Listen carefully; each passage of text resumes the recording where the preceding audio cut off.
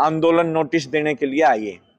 ये लगभग जब से ये सरकार आई है 2018 के बाद इन्होंने एक भी पैसे की बढ़ोतरी नहीं की है। जो पहले घोषणा की थी वो भी लागू नहीं की है।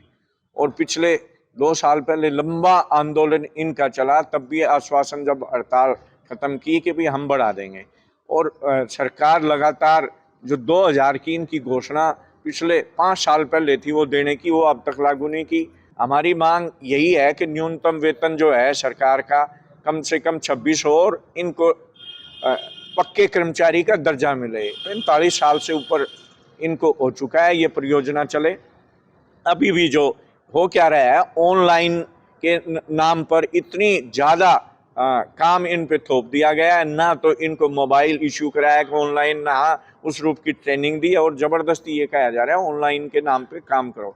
और नई शिक्षा नीति के तहत ये है कि जो जेबीटी टीचर भर्ती होते थे प्राइमरी स्कूल के अंदर और पहली से लेके 5वीं तक जो पढ़ाते थे 5वीं तक क्लास, अब आने वाले समय में जेबीटी भर्ती खत्म कर दी और पहली से 5वीं तक की जिम्मेवारी भी आंगनवाड़ी के ऊपर लेके सरकार ला रही है। वो स्कूलों में शिफ्ट हो जाएंगे आंगनवाड़ी और वो पढ़ाएंगी।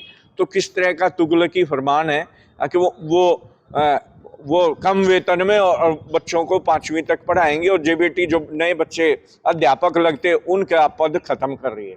तो इन सारी जो ये सरकार करने जा रही है, इसके अलावा जो आंगनवाड़ी सेंटर है, आंगनवाड़ी सेंटर्स के जो किराए पे सेंटर चलते हैं उनके किराए का पैसा नहीं मिलता।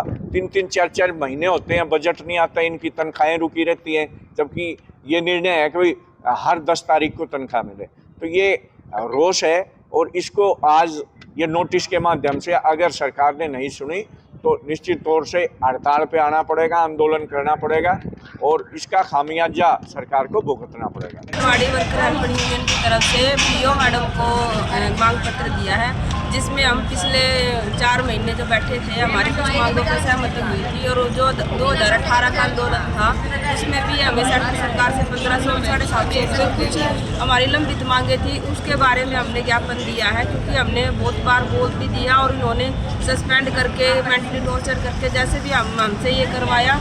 और फिर उसके बारे में आज पूरे हरियाणा में हर जिले पर ही ये ज्ञापन दिया जाएगा। 26 और 27 तारीख को पीओ मैडम को दिया है। उसमें हमारी बहुत सारी मांगे हैं, वैसे 14 सूत्रीय मांगे हैं, जैसे कि पीएमवीवाई का हमारा कोई पैसा नहीं आता है, इंधन पिसाई का कोई पैसा नहीं आता है, और हमारा सेंटर का भी कम से कम हमारा ये लगा लो कि 1 साल का पेंडिंग है, किराया हमारा 18 महीने का पेंडिंग है, और जो हमारी स्टेट की सैलरी है वो भी हमें टाइम पे नहीं दी जाती, पूरा महीना काट के फिर हमें दी जाती है।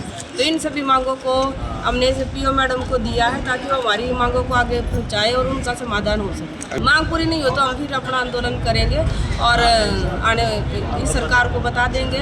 जैसे कि आशा वर्करों ने अपना जोरदार प्रदर्शन किया है, तो ऐसे ही रोज में हम सभी आंगनवाड़ी वर्कर हैं और हम फिर सड़कों पे आएंगे अगर हमारी मांगें पूरी नहीं हुई तो।